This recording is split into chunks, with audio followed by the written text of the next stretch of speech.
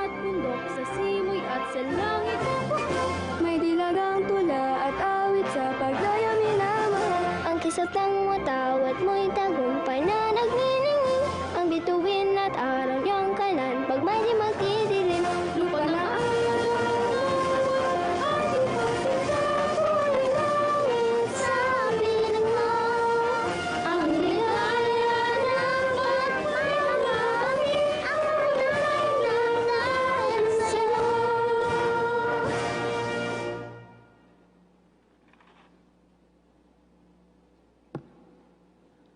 Ladies and gentlemen, honorable members of Congress, the President of the Republic of the Philippines, Rodrigo Roa Duterte.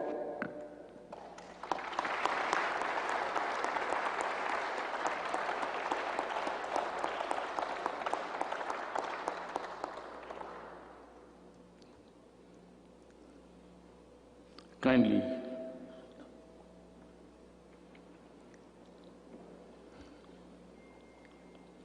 Senate President Vicente Soto III and the honorable members of the Senate, House Speaker Alan Peter Cayetano and the honorable members of the House of Representatives, Vice President Maria Leonor Robredo, former Presidents Joseph Ejercito Estrada and Gloria Macapagal Arroyo, Chief Justice Diosdado Peralta and the Justices of the Supreme Court, His Excellency Munter Mahfoud Salim Almantre, and the esteemed members of the Diplomatic Corps, Executive Secretary Salvador Mindaldia, and the members of the Cabinet, mga mahal kong kababayan.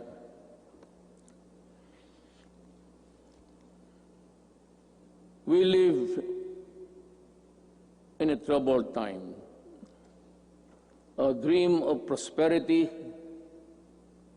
for our country was suddenly snuffed by a pandemic, virulent virus. No nation was spared. Neither rich nor poor were exempt from the onslaught of this deadly disease. But let us not despair. The vaccine is around the corner. Sooner and not later, the virus that gobbled up thousands of lives will itself be laid to rest. In the meantime, let us express the nation's gratitude to those who courageously and willingly put their lives on the line to serve the people and country. We share the griefs of their families, and no amount of tears can compensate their great losses. My countrymen, it is sad that while government focuses its attention resources to battle the coronavirus, there are those who take advantage of a preoccupied government. One of them is Senator Frank Dillon. In an interview, he arrogantly mentioned, among others, that oligarchs need not be rich. Then he linked the anti-dynasty system with oligarchy, and the topic was my daughter and son. This happened after the Committee of Franchise voted 70-11 to deny the grant of franchise to ABS-CBN. Obviously, he was defending the Lopezes, that they are not oligarchs. Great wealth enable economic elites and corporations to influence public policy to their advantage. Media is a powerful tool in the hands of oligarchs like the Lopezes, who use their media outlets in their battles with political figures. I am a casualty of the Lopezes during the 2016 election. The dealers and purveyors of illegal drugs, hiding in the shadow of COVID-19, have stepped up their activities. The amount of shabu valued at millions of pesos seized during police operations speak volumes of the enormity and the weight of the problem that we bear. The corrupt, the grafters, and the influence peddlers also take advantage of their fear and confusion that coronavirus generates the financial and material assistance of government to the unemployed, the sick and the destitute, running into billions of pesos, are not spared from corruption and ineptitude. Even the donations for well-meaning private persons are schemed before reaching their intended beneficiaries. It is like snatching food from the mouths of the babes. The profiteers, overpricers, and the corrupt felons must be laughing while they stash their dirty monies, but not for long. They cannot outrun the long arm of the law. In this regards, the words of former President Ramon Magsaysay ring fresh and relevant today as the day they were said decades ago. He said, "We need men of integrity and faith like Rizal and Del Pilar, men of action like Bonifacio, men of inflexible patriotism like Mabini. We need their zeal, their self-reliance, and their capacity to work, their devotion to service, and their ability to lose themselves in the common cause of building a nation. If we allow greed and self-interest and ambition to rule us, then, as stated by one prominent physician, we will be left with nothing better than the lesser evil instead of the greater good." In my inaugural address 4 years ago, I said that no leader can succeed at anything of national importance without significance unless he has the cooperation and support of the people he is tasked to lead and sworn to serve. The efforts and resources which we poured out produced the momentum needed to bring our country closer to our goals. Suffice it to say, we made significant strides over time. Over 4.3 million poor families benefited from the Pantawid Pamilya. Over 92.2 million beneficiaries received subsidies under the unconditional cash transfer program. We also made available tertiary education and universal health care. Public utility drivers were given assistance to the Pantawid Pasada program. There are complaints that some drivers did not receive any assistance at all.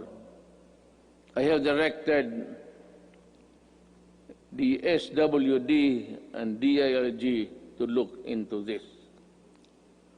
I welcome the passage of the law postponing the barangay and sangguniang kabataan elections. The postponement saved much-needed government funds and ensured the implementation of projects under the current barangay officials. In the hindsight, it also saved us from holding the polls while we dealt and continued to deal with the pandemic. The Malasakit Centers Act has proven to be a great help to our less fortunate citizens needing medical services through one-stop platform in government hospitals. We commend the initiative and work of Senator Bongo in this regard, as well as other significant pieces of legislation as of today. There are 75 Malasakit centers serving Filipinos all over the country. These centers will be of great help in ensuring that our people remain healthy and resilient during these challenging times. The Salary and Standardization Law of 2019 increases the salaries of civilian government workers. I hope that this law will inspire our government workers to perform better and encourage young, brilliant citizens to join public service. I appreciate the law of establishing the National Academy of Sports. We can now give our deserving student athletes the training and the support they need to excel in their chosen field of endeavors. With the commitment of key members of Congress, the Executive Department, the FISGOC, or the Philippine Sports Commission, and the Philippine Olympic Committee, we're bound together with one vision to host the 30th Southeast Asian Games. Our athletes prevailed. More than that, we fostered pride, patriotism, genuine sportsmanship, and camaraderie in our South Asian brothers and sisters. Indeed, we won as one. To our business community and the general public, we assure you that the landmark ease of doing business and efficient government service delivery act has been gaining momentum. We are closer to eliminating over-regulation in government services. Frontline processes, including consular services, processing of building and business permits, and the services of overseas Filipinos and seafarers were streamlined. Passports and driver's license validity were lessened to ease the burden of the public. We received a BBB plus credit rating despite ASEAN credit rating downgrades and negative outlook revisions in the worldwide.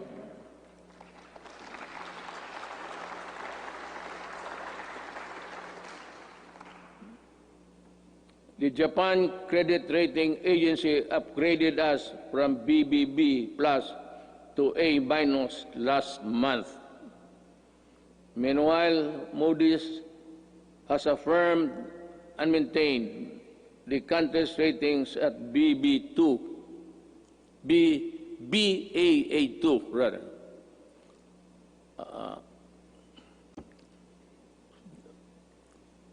To understand, because of the light, I have mine eyesight is not as good as new. Our fiscal position is strong, our economic fiscal management prudent and our banking system robust, we are in a better position to weather the crisis caused by COVID-19 global pandemic. We have accomplished significant infrastructure projects under the Build program. I will not dwell lengthily on the nitty-gritty of our infrastructure accomplishments now, lest I bore you. Instead, we will release a comprehensive written report of our collective milestones and the details of accomplishments that remind us that perseverance, patience, determination will help us move forward even in the most difficult times. We issued last year the Executive Order number 100, establishing the Diversity and Inclusion Program as national program of the government. We want to end discrimination of persons on the basis of age, disability, ethnicities, sexual orientation, and gender identity and expression, and other character traits. My administration always believed that freedom from illegal drugs, terrorism, corruption, and criminality is itself a human right violation. Part of our efforts to uphold human rights is protection of the rights of children and the right against discrimination. Early last year, I signed Executive Order number 92, creating the National Council Against Child Labor. Government efforts to protect the rights of children will be amplified to prevent, reduce, and eliminate any form of child labor. Our achievements along this line will have been extolled by an overwhelming number of fellow member states in the UN Human Rights Council during its recently held 44th session last June. Rest assured that we will not dodge our obligation to fight for human rights. My countrymen, there are lessons to be learned from the coronavirus pandemic. It jolted us to realize that gains made after spending so much planning, effort, cost, and time could diminish considerably and quickly for reasons beyond one's anticipation. That it is much easier to destroy than build. That in a crisis of national proportion that affects every aspect of human life, government needs to have the support and cooperation of the people if it is to succeed in battling the cause of that crisis. That there are people who ask for compassion but show none themselves. That life, after all, is fickle like the weather. The gains we achieved for the first 3.5 years were put to a test when the pandemic suddenly struck the global community. While I am aware that the road towards a comfortable life would all be far easy if the pandemic had not occurred, and around the rest of the world we suffered.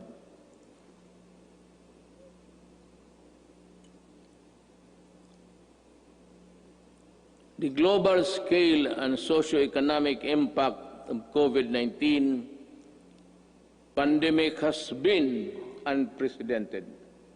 Yet, in the throes of its global health emergency, we have been able to withstand the headwinds generated by this coronavirus. In this regard, I would like to express my gratitude to all those who made possible the steady supply of food, water, basic utilities of our households.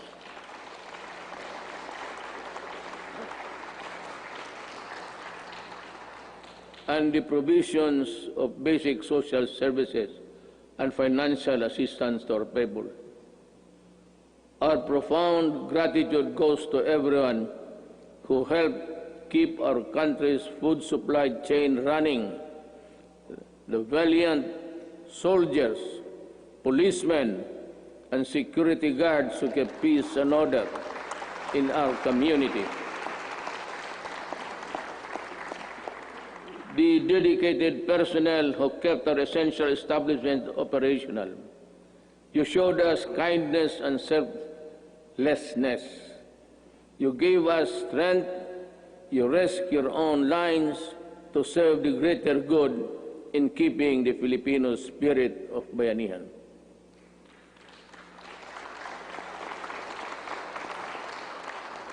I also thank the men and women of the Interagency Task Force on Emerging Infectious Diseases and the National Task Force Against COVID-19 for all the countless hours it spent to keep the pandemic in check and for all the efforts it made to ensure the safety of our people.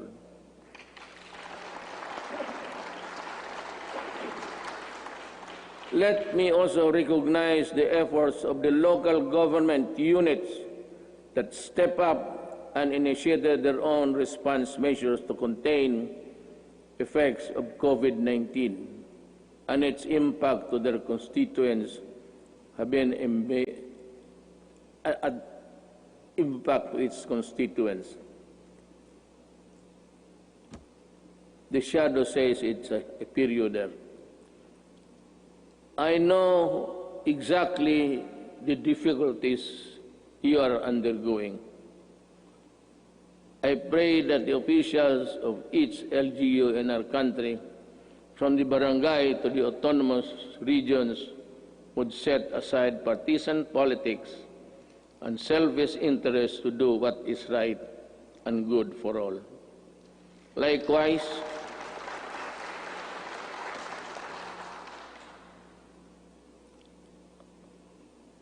I likewise issued Executive Order Number 104, which imposed ceilings on retail prices of at least 133 drugs and medicines, and directed a continuous review of the retail prices of others. This proved to be providential now that we are facing a pandemic. To everyone who helped us in this time of great need, maraming salamat po.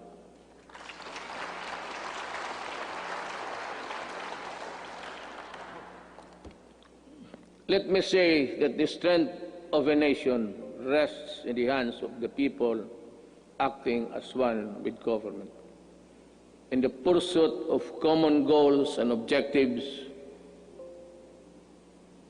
when the pandemic struck, I decided to prioritize life over other considerations according to experts.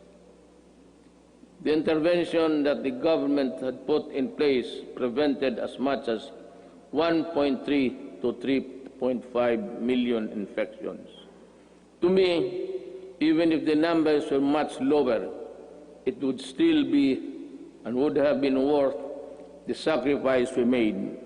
Buhay muna bago lahat. We initially encountered difficulties ramping up our testing capacity. We now have 93 accredited testing laboratories nationwide, and we are aiming to conduct 1.4 million tests by end of July and ensure a quick turnaround time of 48 to 72 hours. Under the Social Amelioration Program, we allotted 2.5 billion to 2.5 billion for poor and low-income households who were affected during this pandemic,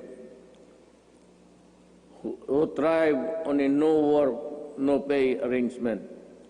Admittedly, our implementation of the Social Amelioration Program was not perfect, and some opportunists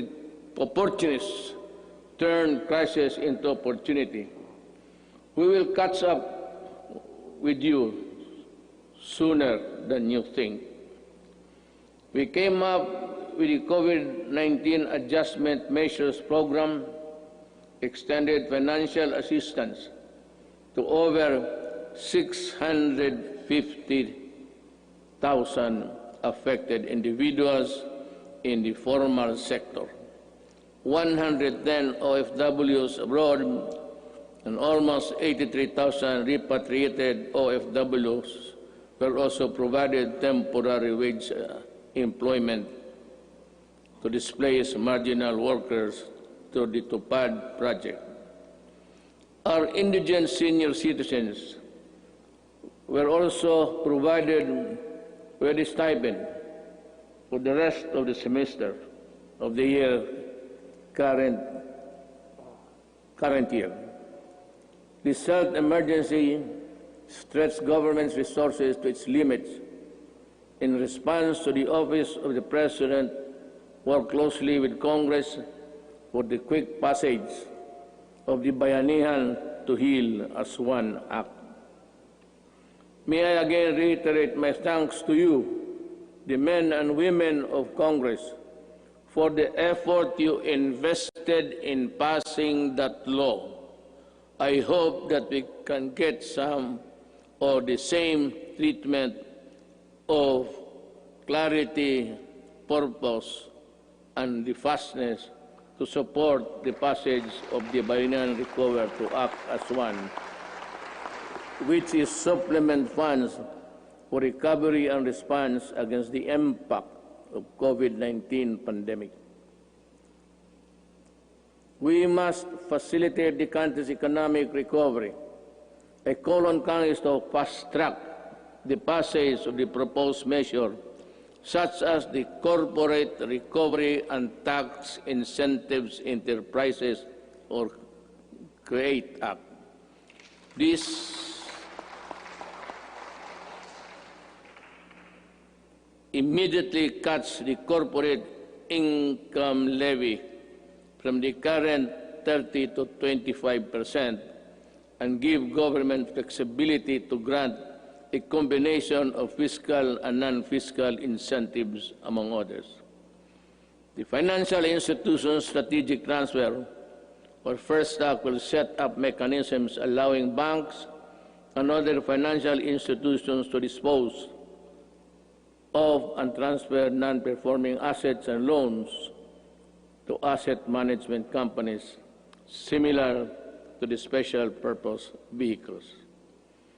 Our economic managers have seen infrastructure investment as an effective tool to help spur high growth, attract investments, create jobs, and achieve financial inclusion for all Filipinos.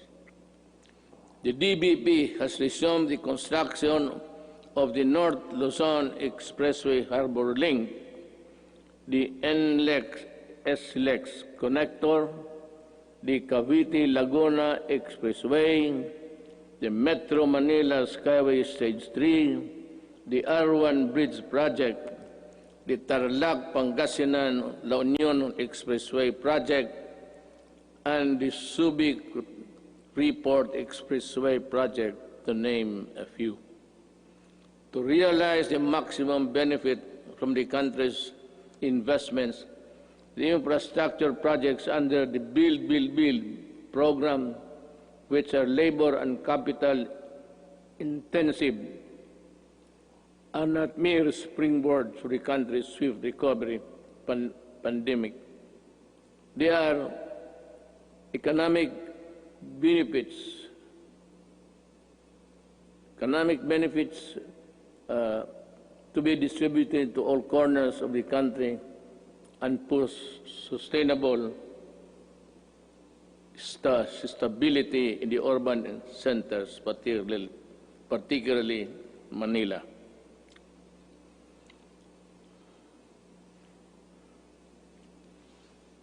The TESTA launched online mode of livelihood and skills training. There are 71 free online training to help upskill trainees for the right opportunities. I asked TESDA to come up with special training programs to retool our OFWs so they can find employment opportunities here and at home. I am also calling on the CHED for scholarship programs for the qualified dependents of our OFW. I direct the Department of Agriculture and DTI to come up with the agribusiness and entrepreneurship projects to help displaced OFWs rebuild their livelihood. Further, I ask the Land Bank and other government financial institutions to continue providing low-interest loans to our OFW. Sa mga kababayan ko na naghihirap sa ibang bansa, nandito na ang inyong gobyerno para matulungan kayo at inyong mga pamilya, lalo na sa panahong ito.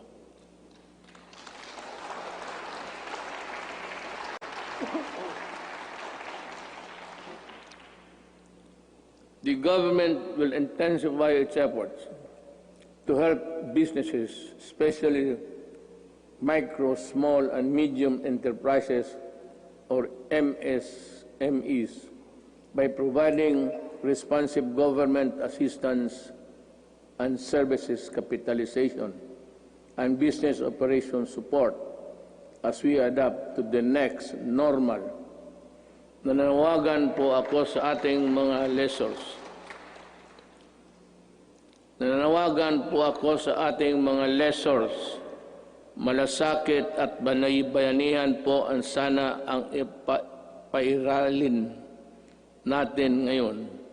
This is not the time to drive away laces. During normal times, they were the primary source of your income stream. Now, it's time to be fair and compassionate.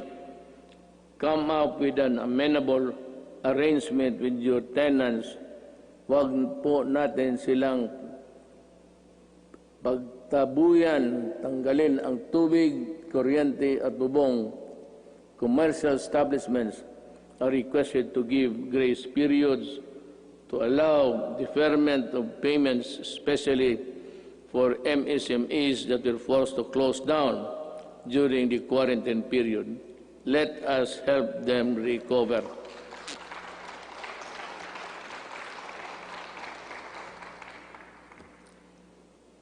We pump-primed the recovery and rehabilitation of the MSMEs.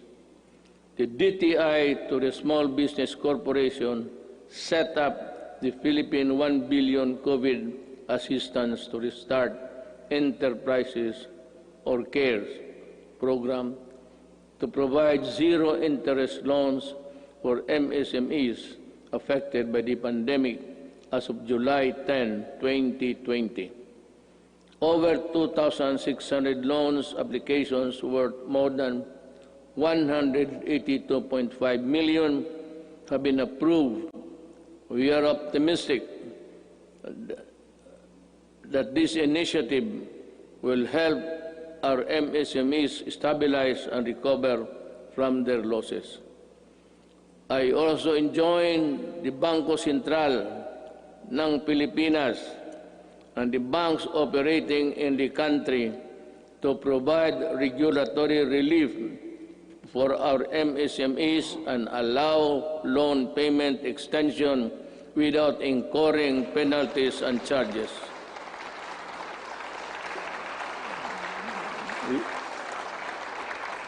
We need your help to prevent the collapse of companies saddled with accumulated amortization and payables caused by closure of their businesses at the height of the strict quarantine periods.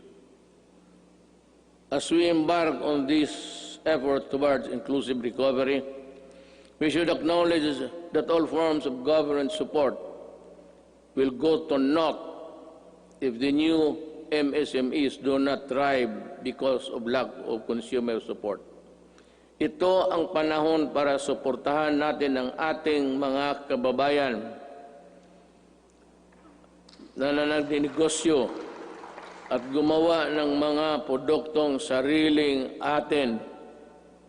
In the same manner, in tourism and recreation industries, which are among the hardest hit by the pandemic, count on our full support while we slowly try to put the fun back in your local travels. The national government agencies and LGUs must harmonize their policies to boost tourism,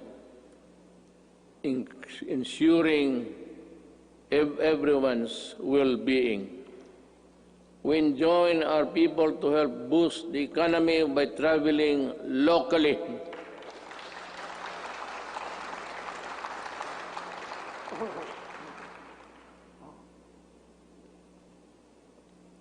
Local na lang. Once the necessary system are in place. The DOST offers its enterprise technology upgrading program to enable businesses to access training that will help them transition to online and contactless operation. Now more than ever, we need to protect our consumers. I direct the Department of Trade and Industry to ensure the empowerment of Filipinos on consumer rights and coordinate strategies between public and private organizations in building a fair, safe, resilient, and sustainable economy. There are welcome developments for commerce and industry, but major economic activities take place in borderless environment with the meager regulatory controls. They expose consumers to various risks related to security, data, privacy, and misrepresentation. We must patrol the country's cyberspace and enforce online consumer and data protection and privacy laws. We must run after online scammers and those undermining the people's trust on the online transactions. We must continue to protect Filipinos in the normal and remind the world that we are responsible stewards of data. I am committed to protect both physical and digital lives of our law-abiding countrymen.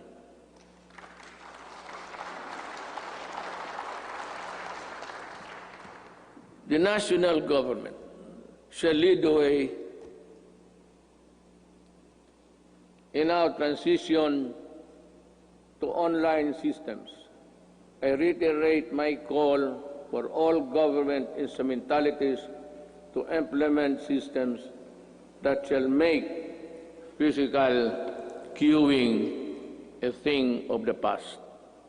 Panahon na para mawala na ang pila para mapagsilbihan ang gobyerno nang walang kahirapan para sa tao.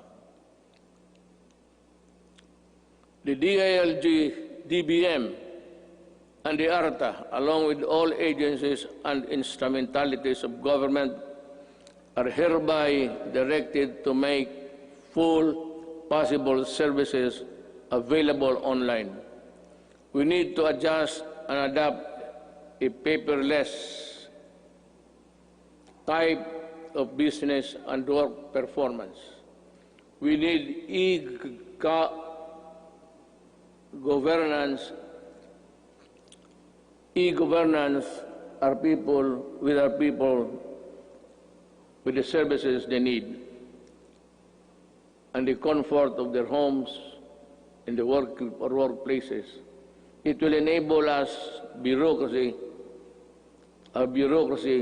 to better transition into the new normal and cut red and minimize red tape.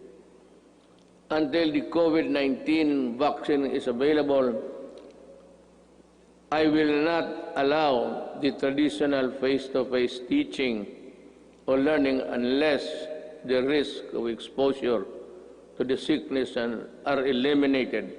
I cannot and will not put to rest the health and lives of our students and teachers.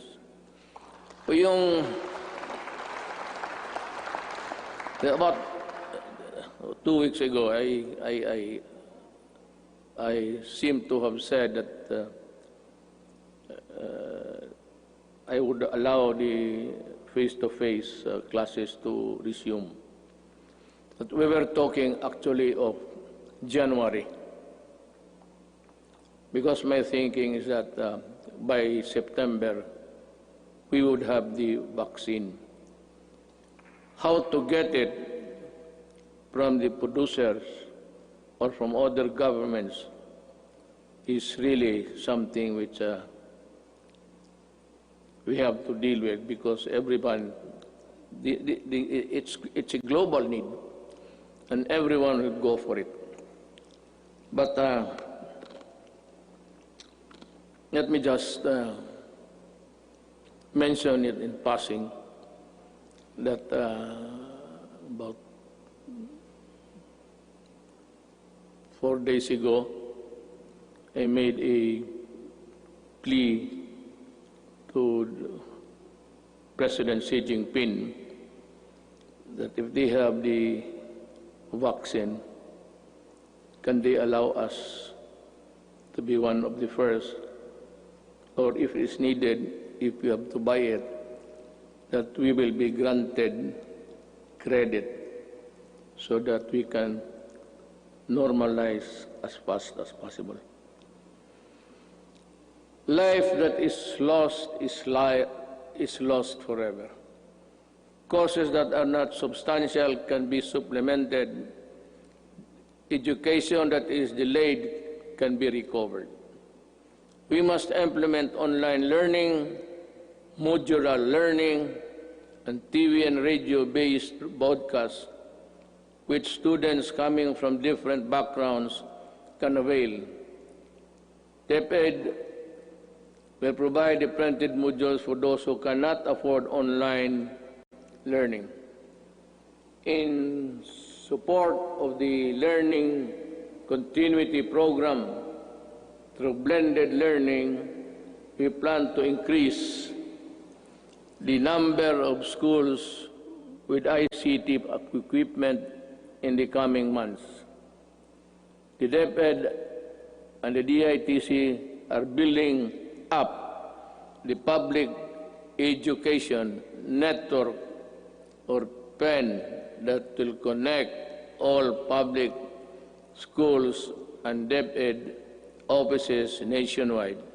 We will prioritize the connection of all last-mile schools and those with no electricity supply can have it via satellite and energized via solar panels.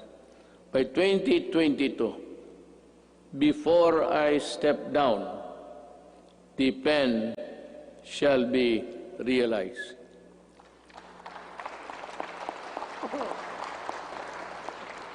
I'm referring to the program. I will do it. TV frequencies reverted back to government for whatever cause or reason shall not be used exclusively to the exclusion of other persons or other dummies to cope up with the demand of the next normal. This will be used to provide uninterrupted quality education to our children in our shift to e-learning. I am directing Secretary Guevara, Secretary De La Peña, and Secretary Onasan, in collaboration with Secretary Briones and Secretary Abisado, together with Secretary Dominguez, to come up with an integrated program and implementation mechanism to ensure that these TV frequencies are fully utilized by government through the facilities of the PTV4 for the utmost benefit of the Filipino people.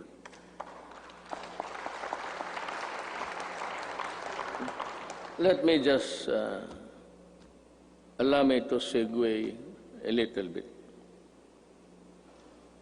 For the remaining 2 years of my term, all that is good that belongs to government, whether it be the airwaves, whether it be the lines, or whatever that is good for the people, will belong to the government, and it should be government who should be given the first option to utilize them. Ang sobra kanila. I call on our communication companies to improve their services lest we be forced to take drastic steps to address the less than deal service that the public is getting from you. Alam mo, sisingit na lang ako dito. I am sometimes you are government pictured to be weak and incompetent because we cannot really force our mandate. Alam mo itong nagbibigay ng mga public services, you better improve. Huwag naman ninyo kaming pahintayin 10 taon bago kami makakamit ng mga services that the other countries are enjoying. If it's just a question of added capitalization or the infusion of money, go and look for it. Maghanap kayo, because if you are not ready to improve,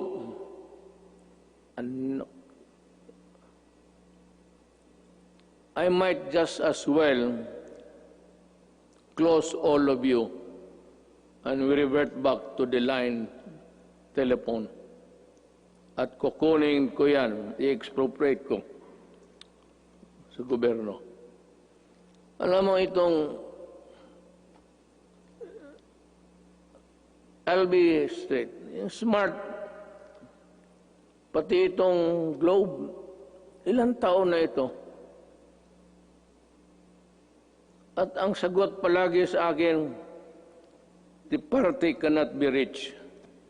Nasaan pala pumunta yung yawa na yun?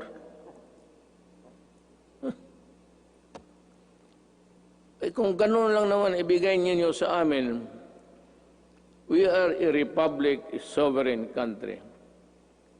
Bear that in mind, because the patience of the Filipino people is reaching its limit. At I will be the one to articulate the anger of the Filipino people. And you might not want what I intend to do with you. Kindly improve the services before December.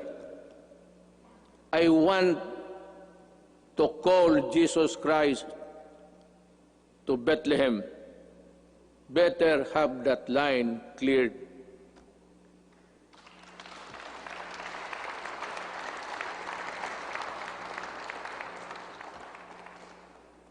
Alam, sa totoo ng ate na po, ano ako sa inyo. I have been a citizen of this country and parang nilalaro lang ninyong, kayong may pera. Puta. May pera kayo? Negosyo kayo. Wala kayong pera, putang, umalis kayo dito. You give us half deals, half cook transactions, lousy service.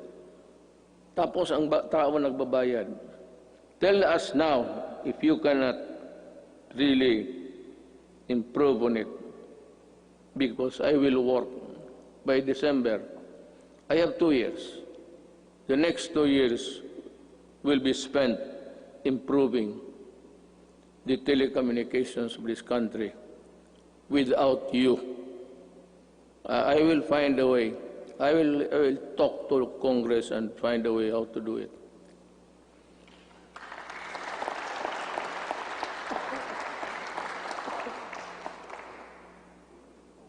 Last year, I said that distributing economic business activities is imperative to our country's sustained and equitable growth.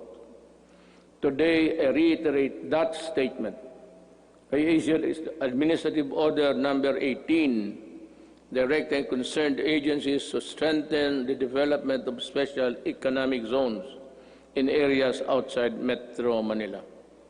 I also issued Executive Order Number the same, 114, to institutionalize the Balik Probinsya Bagong Pag-asa program. This consolidates and refocuses existing economic and social welfare programs, activities and projects toward the countryside. It is also an international agency council headed by Executive Secretary Salvador Medaldia, which will create a framework for the effective implementation of the project. Kung hindi ninyo ako naiintindihan sa sinabasa ko, mas lalo ako.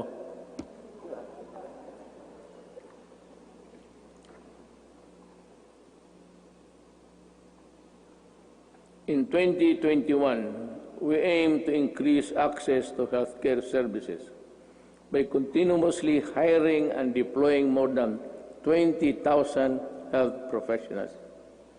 This will augment health workforce in LGUs, particularly in isolated and disadvantaged areas. We will implement projects to establish and improve barangay health stations, rural health units, and other health care facilities. And we will need to address internal security.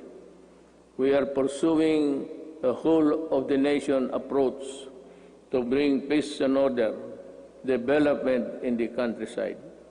We need to provide intervention and implement the barangay development program. This will provide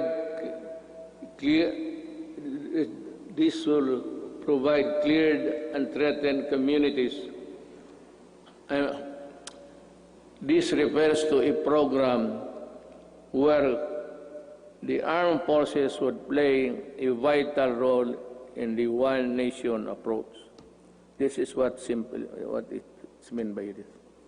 And that every agency of the government, including the armed forces of the Philippines, should participate. And I am aware of the skirmishes and the assassination of our soldiers.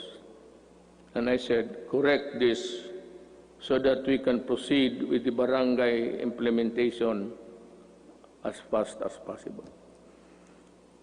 We have made significant strides in the past 4 years, but we need the support of local government leaders. We need your help to implement the barangay development program. Certain sectors expressed concern when I declared martial law in Mindanao and its extension 3 times. But 2019 ended without my office requesting any further extension. Martial law in Mindanao ended without abuses by the civilian sector, by the police, by the military. It ended because this time I know that they know how to love the country. I thank Congress for the support to this administration programs. Congress has been very productive, but much more remains to be done. You know, actually, my speech, if we followed it carefully, it's all a plea to Congress to do this, to do that, to make a law or craft a whatever. And this one, I strongly urge Congress to pass a law establishing the Department of Overseas Filipinos, solely on addressing the concerns of Filipinos abroad and their families. I reiterate the swift passage before this. Kawawa kasi itong ating mga overseas. If it's only an office there in the Labor Department, they are overworked or for whatever reason, their needs, their pleas are not really attended to with dispatch and with care. Yung OFW, pati itong ano ngayon, ito yung sinabi ko kanina, I will go for it. We will need it to help them. I reiterate the swift passage of a law reviving the death penalty by lethal injection for crimes specified under the Comprehensive Dangerous Act of 2002. I did not hear so much clapping, so I presume that they are not interested. Wala kang...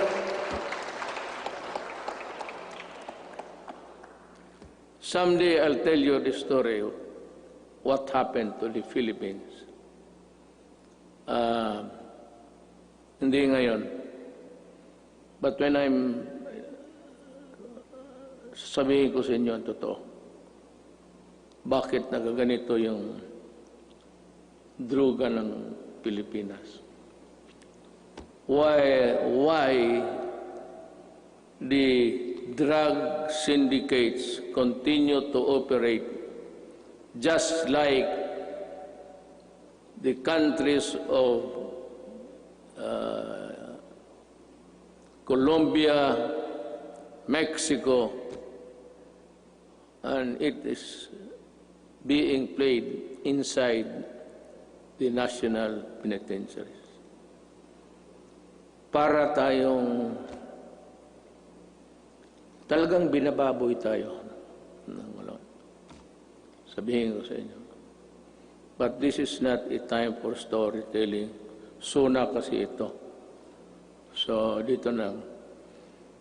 This law will not only help us deter criminality, but also save our children from the dangers posed by the illegal and dangerous drugs.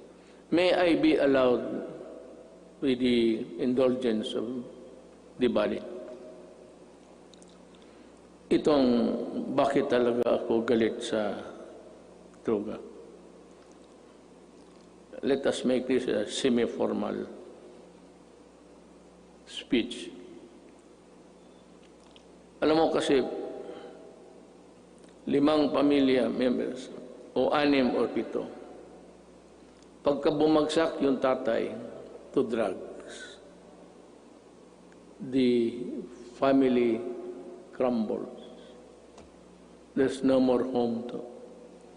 Druga, and if he's receiving his salary, nagtatrabaho sa pantalan, 300 a day. Tapos ang shabu is sold at 2. He has about 100 to bring home. Kaya pagka gano'n, nag-aaway-aaway na. Ang mga bata, hindi nakapag-aral. Ang iba, ligaw na. Mga babae into early prostitution. Kung ano-ano nangyari. Hindi lang alam nitong mga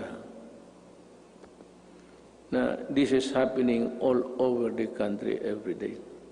And what is really very tragic is this. When the family starts to crumble, there's no more family home. And invariably, the wife would look for another husband would look for a job, usually, easily, doon sa abroad. At yung asawa, aalis, yung lalaki na sa droga, yung mga anak iniiwan sa kapitbahay, sa kapatid. And the ferocity of the loss of the Filipino family home has been destroyed. Kaya kung anong mangyari nito, the wife works in the Middle East.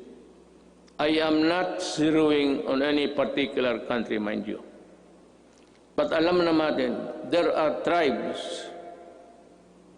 in the Middle East which would allow rape as part of the territory of being a house help. Kasama yan. Kasama talaga yan. So yan ang mahirap dyan. You have a wife there being crucified, being used, magpadala ng pera, tapos ang mga anak, asan nasa Cebu na rin. Kasi these are the guys that the Cebu people would really, stick by them until it crumbles, the resistance. And then you have plenty of this all over the country. Hindi lang nila alam. Yung sinasabi nila ng misery sa itong human rights, plus 10 yan. Not to count the victims of crimes perpetrated by people addicted to Cebu. That is the reason why I'm so vicious in my galit talaga ako. Nilalaroan tayo. Well, I don't know. Any other president might, pero ako ayaw kong lalaroan ng Pilipino. Do not do it in my country because I will really kill you. That is a commitment. Owning safe, decent, and affordable housing is every Filipino's dream. But the housing market remains inaccessible to most of our countrymen. I renew my call for Congress to pass the National Housing Development Bill and the Rental Housing Subsidy Bill. These will enable all Filipinos, regardless of social status, to live in decent homes where their families can lead meaningful lives. I also call on Congress to amend Republic Act number 10912 for the Continuing Professional Development Act of 2016. In this time of great pandemic and forthcoming reconstruction, requiring professionals to undergo seminars is burdensome and not realistic. This must end. Ito pang isa. May mga profession. Singit ko na lang lahat to tell this is to inform the nation. May mga profession na they would require, I think it's the nicest, they would require them to come to Manila to retrain and for another round of expenses. Itong mga seminar na ito, dapat mahinto. I don't know in other provinces, but during my time, itong sa barangay expeditions ng mga opisyal, hininto ko rin yan. And which reminds me, I will act on this also in due time. We hail our health professionals as heroes. Now is the time to pass the Advanced Nursing Education Act and the law instituting the Medical Reserve Corps. COVID-19 will not only be the last pandemic. We need to create National Disease Prevention Management Authority to better respond to future outbreaks. We count on Congress to full support. You can just let it remain for a while in the Department of Health kung wala pang pera, but you have to expand the services. It would also entail a little bit of money, but not really as much as expensive when you set up a department. In the long term, we are looking into the creation of the National Disease Prevention and Management Authority to better prepare for the pandemics, protect lives, and allow development to proceed even in the worst of times. We are counting on the full support of Congress for this critical, important endeavor.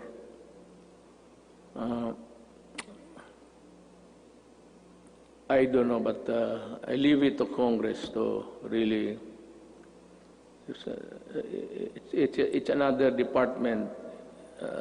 There seems that it could be a multi-layer, redundant thing between the health and the proposed department.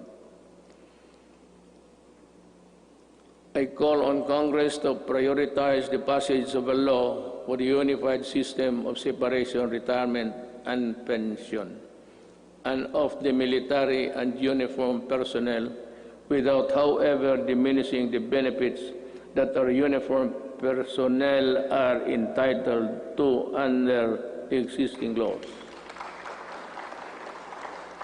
There is a need to adjust the pension system, which will be applicable only to the newly hired uniformed personnel, so as not to cause a ballooning effect against the budget of the military in the years to come, and yet maintain the pension benefits those already in service under the present law.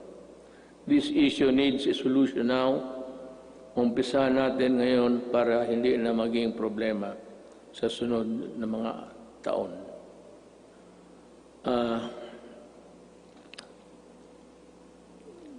I want to, well, you know, one of the, this is not politicking, I am not running, I cannot run anymore. Yung dinoble ko yung sweldo ng police pati army, it was really a clarion call para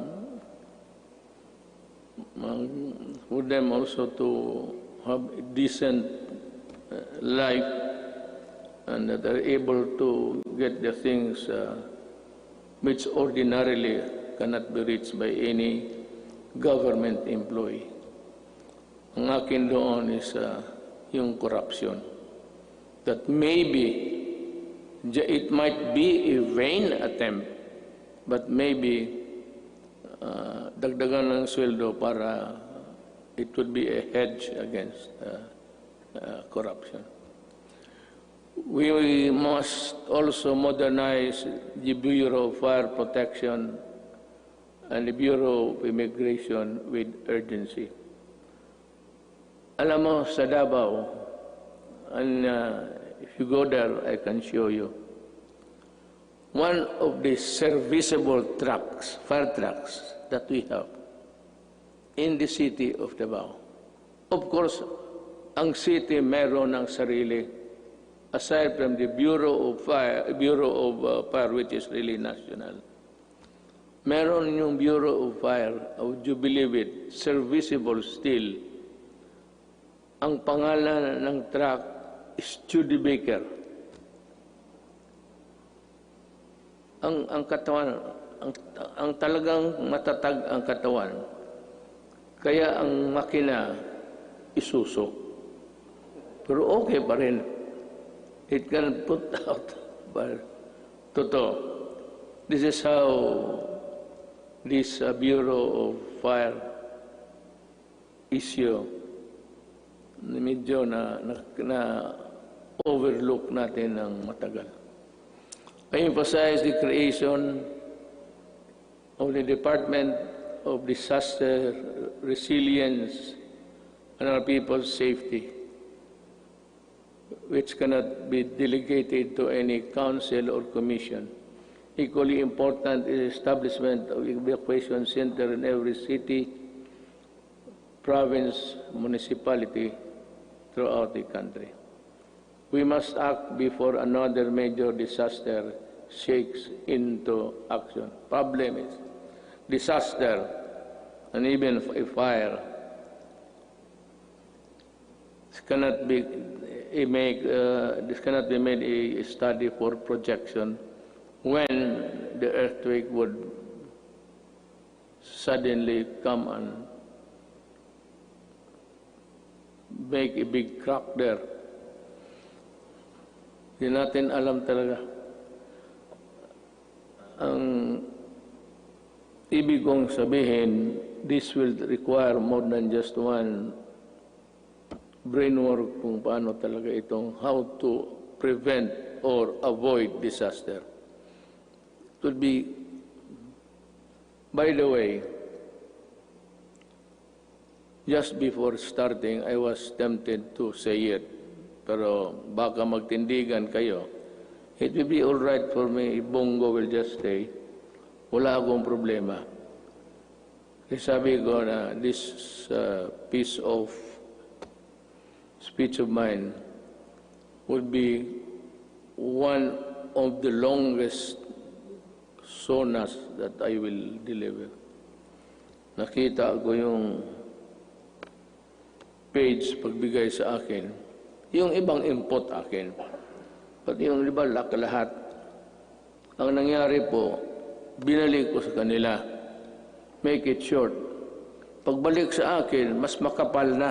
Ako po, nandyan na ngayon. Ito na ngayon. The responsible extraction and equitable distribution of natural resources remain among my non-negotiables. I reiterate the need for the passage of the National Land Use Act, which has been pending for decades. Pakisilip lang ho ninyo yan. For the rest of my term, I hope to see concerted efforts in protecting the environment. The rehabilitation of Boracay Island showcased our resolve to safeguard the environment.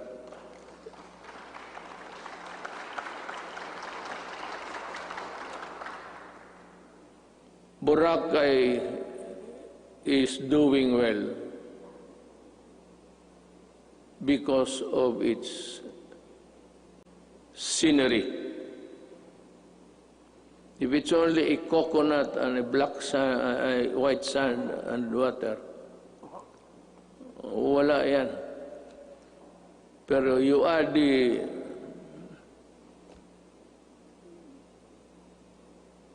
visitors there, then it becomes a very tempting destination.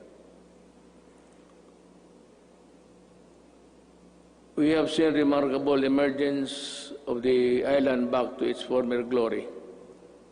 I want this sustained. I ask Congress to enact a law creating, importante ito, the Boracay Island Authority, or BIDA. We need it.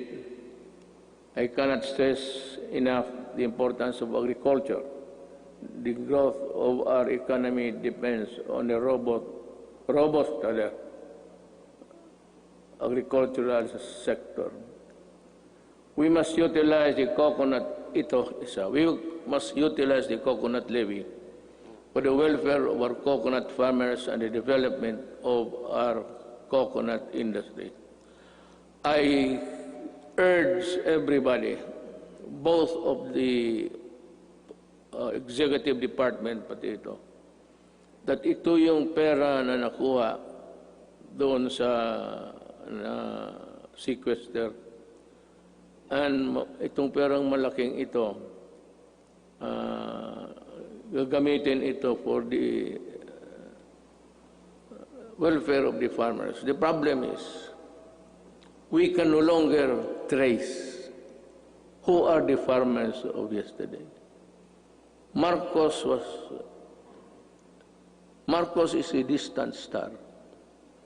We do not know.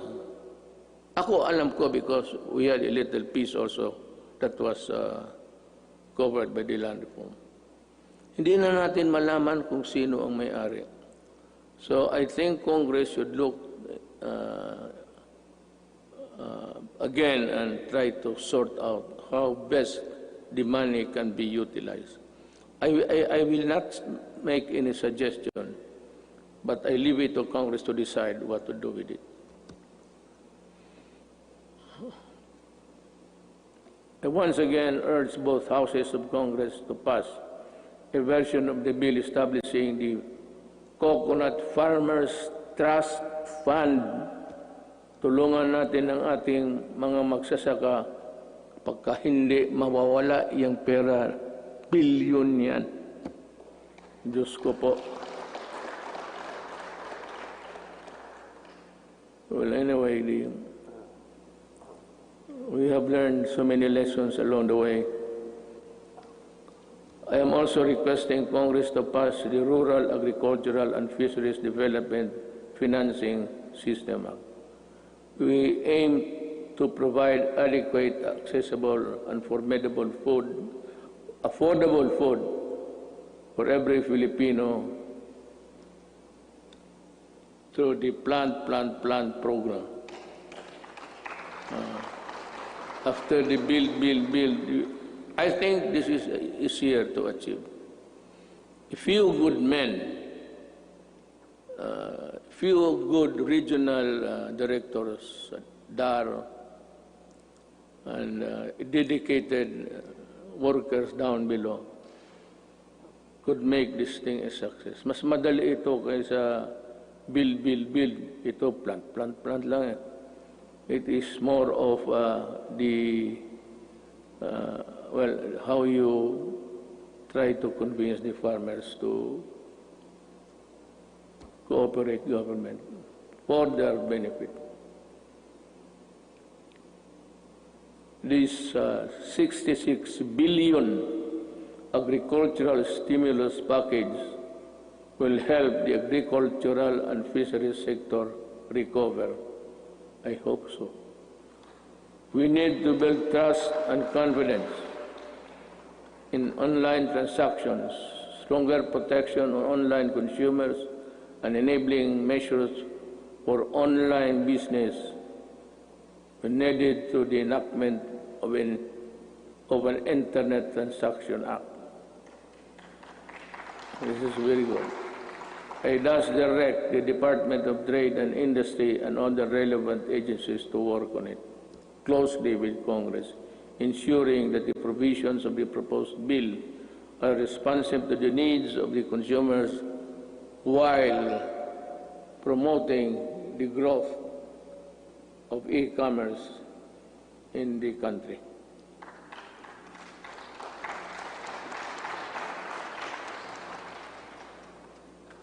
If you are tired of clapping, you just say so I can make a shortcut.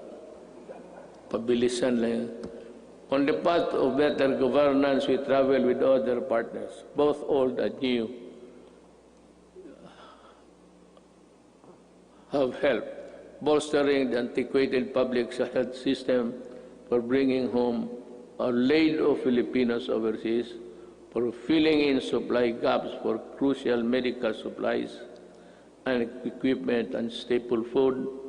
For these and many more, the Philippines thanks all friendly nations. We will never forget your kindness and your timely support. Within ASEAN and beyond the Philippines, we will continue to work with partners to address global perils and ramp up cooperation to secure for our peoples greater peace, progress, and prosperity. The Filipino nation claims its rightful place in a community of sovereign states. Thus, we will continue to pursue an independent foreign policy. Let me be very clear about this.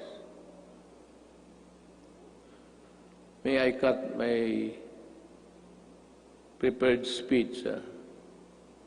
Alam mo, I read a little over 3 weeks or last month the Americans intends to go back to Subic. I'll just put on record my thoughts. I have nothing against America. I have nothing against China. But if you put bases here, you double the spectacle of a most destructive thing. Just like Manila during the Second World War, during the retaking of this city, it was one of the most devastated cities in the world. Kaya maglagay-lagay ka ng base at this time. This will ensure, if war breaks out, because there would be atomic arsenals brought in, this will ensure the extinction of the Filipino race. We work without fail to protect our rights in the South China Sea, neither beholden nor a pawn to anyone. We broaden the boundaries of Philippine diplomacy. We build productive ties with everyone willing to engage us on the basis of equality and mutual respect. And we redefined our relationships with our most important partners, placing the country in a far better position to advance our interests in an evolving regional order and emerging global problems. Now,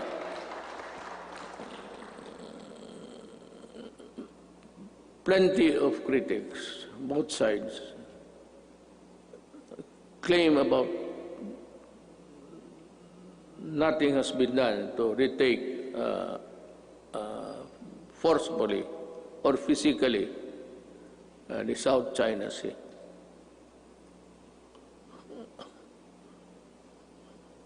Alam mo, unless we are prepared to go to war, I would suggest that we better just call off and treat this, I said, with the diplomatic endeavors. China is claiming it. We are claiming it. China has the arms. We do not have it. So, it's simple as that. They are in possession of the property. You remember property, you're a lawyer, property rights. They are, it has nothing to do with the Philippine laws on property. But it's akin to, they are in possession.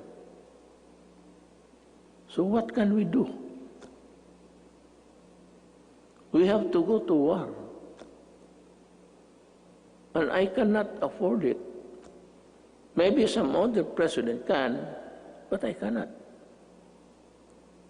Inutil ako dyan, sabihin ko sa inyo. And I'm willing to admit it. Talagang inutil ako dyan. Walang magawa. I cannot. The moment I send my Marines there at the coastal shores of Palawan, tinamaan ng cruise missile lahat yan. Hindi pa nga sit sail yan eh. Sabog na. Let me see again that the victory in a global battle against COVID-19 would take longer than we expect. Everyone's cooperation is needed. I know that you have, the Filipino people, have sacrificed a lot, but we have no other choice but to work together and to do even more. I must admit that our actions have been far from perfect. Totoo yan. I admit it. And there could be improvements here and there. But all of us in government, including myself, assure you that we will not stop until we get things right and better for you. I know that many of you are worried not only about health and safety, but also about our ability to move around and ride public transportation. The depletion of your savings due to the rising cost of goods and the loss of your incomes due to uncertainties in your jobs and livelihood, I assure you that your government will address squarely these problems and challenges to overcome them and proceed to a new normal. Marami ho talagang mawawalaan ng those for a middle income. They buy a car on installment basis. If you cannot keep up with the amortization, you lose it. You lose the car. And you are forced to ride on public utilities. Concomitantly, didiretso rin itong mga kriminal na rarami at crimes will increase.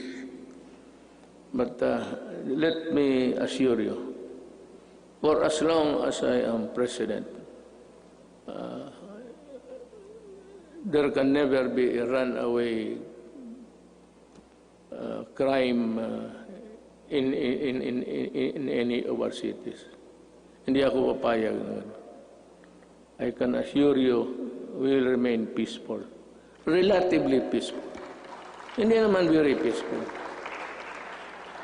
Pero kung sabihin mo na kagaya ng hold up dito, hold up, alam naman nila kung anong mangyari. You know what will happen to you. I am addressing myself to the criminals. You commit hold-ups, you commit rape, you commit all sorts of things, and you harm the public, then kaaway mo na ako. Pag bumalik kayo sa dati, kagaya noon, patong-patong na naman ang patay dito. Sigurado, hahanapin ko kayo. Do not ever go back to your old ways. Maghanap na lang kayo ng anong trabaho dyan. Magtiis kayo. To open up the economy to pre-COVID-19 levels at this time is not an option because whatever good it can produce will only be gobbled up or be outweighed by the bad it will generate sometimes. Haste makes waste. The recent upsurge of infection, when you open little windows of resumption of business, is proof of that. I am happy that I have talked to you today. You know, in other places, they opened up too early, too soon. America is one. China, well, fortunately, it was arrested on time. China and the rest, for those who open up, and those who do not follow the protocols of at least the World Health Organization, they are suffering. And they have at least 140 deaths. And America, kukulang sila lahat. No nation on earth was really prepared for COVID. No amount of preparation, because that kind of microbes visits about once every 100 years. Wala man yung at mga tatay natin, what they suffered was Second World War. But tayo, we are not ready, and therefore we will not gamble with the lives and health of the people. Certainly no one would want to end up in the negative side of the equation. Not me, not us. All I ask is that you continue to put your faith in your government and work with us in achieving what is best for the country and our people. Together, let us do, mahirap basahin kasi dito, the most that we can to ensure that this health, safety, and well-being of every Filipino, especially those severely affected, are taken care of. Together, we shall fight this pandemic with the same fervor as our campaign against illegal drugs, criminality, insurgency, and corruption in high places, and entrenched parochial interests.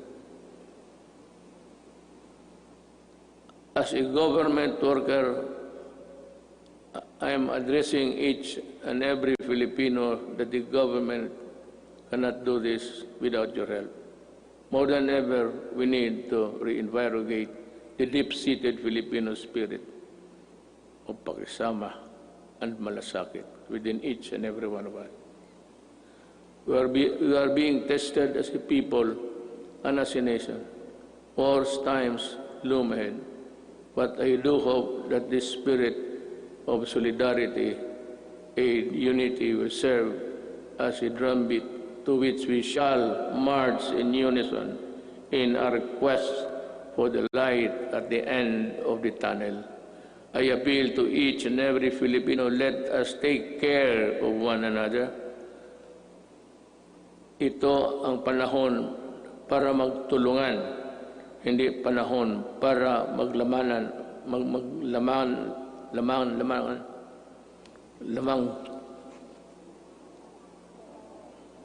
mamang dila ko. Hindi maglamang at pagkakaisa. My faith in the Filipino innate patience, resilience, and determination to bounce back is unwavering. Let us share our blessings with those who have little and those who have none. This is the time to bring out the best in us. The woes that weigh heavily on our shoulders may bend our back, but they shall not bend or break our spirit. From the rubbles of adversity, a more resilient and stronger nation, built on bayanihan and pagkakaisa, shall rise. Together we shall overcome. Before I pardon the time, but it was really the allotted time for my speech.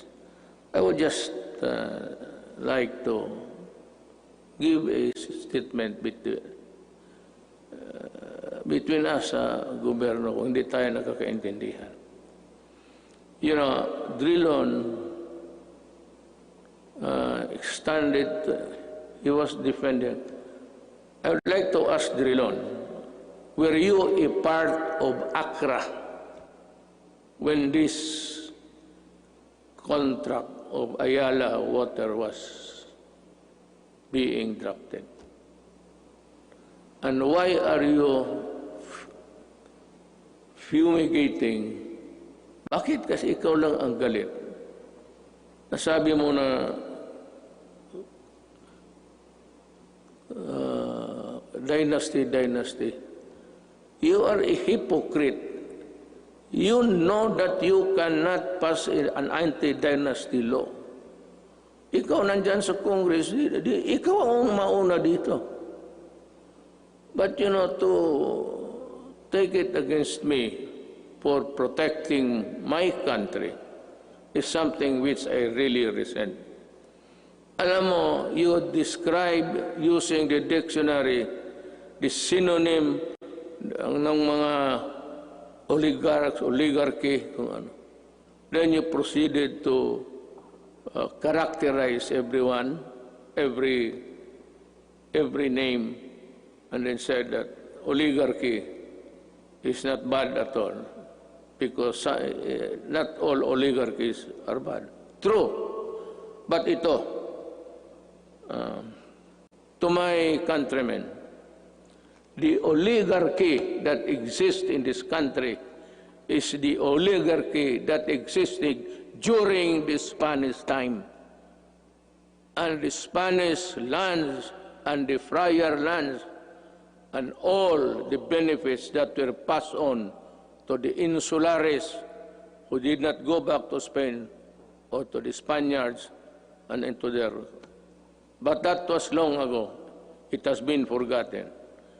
This is the oligarchy that controls the Philippines by what? By taking control of the water and the electricity and power. Yan ang oligarchy mo, Drilon. Wala nang oligarchy dito except that they have control. Look at how can you now craft a new contract? Because I would insist that you pay the billions and billions that you collected. For example, water treatment. Oh, nandyan sa kontrata. It's in the billing. They've been collected. Since 1997. Ilang bilyon na nga wala ni isa. Not even a faucet was built for a water treatment facility. Yan ang mahirap sa... You do not protect the oligarchs here. You are the one. Ikaw lang mag-isa. And I suspect that you were also the one or help when you were there in the Accra. We do not even know ang mga abogado sa public documents. Hindi nga alam. Hindi nga alam kung nakagraduate ba o hindi. Wala. Would you think Ayala would get the services of those? Ayala got Accra. Accra did it. Ikaw galing ka doon. Most of you, more successful lawyers sa corporation. You handle big corporate. Yan ang mahirap. O, bangga tayo dito. Hinawakan ninyo eh. Hindi ka pwede kayo. Kita mo, noong nag-increase, walang tubig, pinuputol yung tubig. Ang tao, bumigay kasi hindi pwede yung tayo di maligo. hindi uminom. Electricity, ayaw mo mag-increase. O ayan, wala ka. Palaging brown out lahat.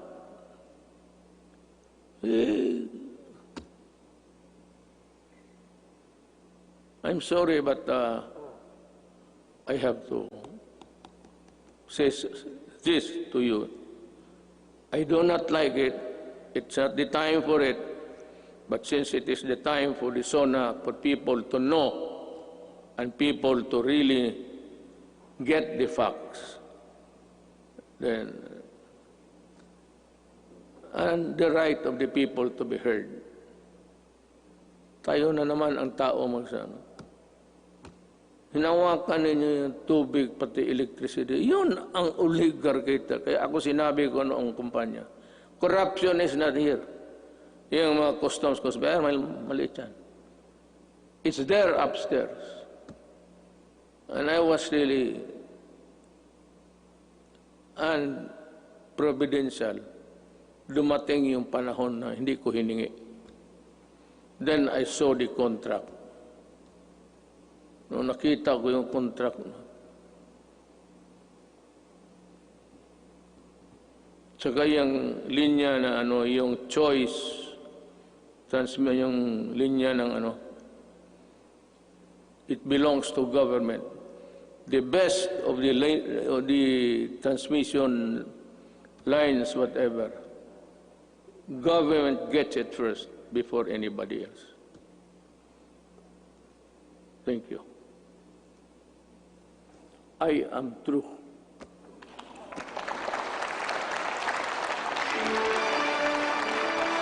君の虜にな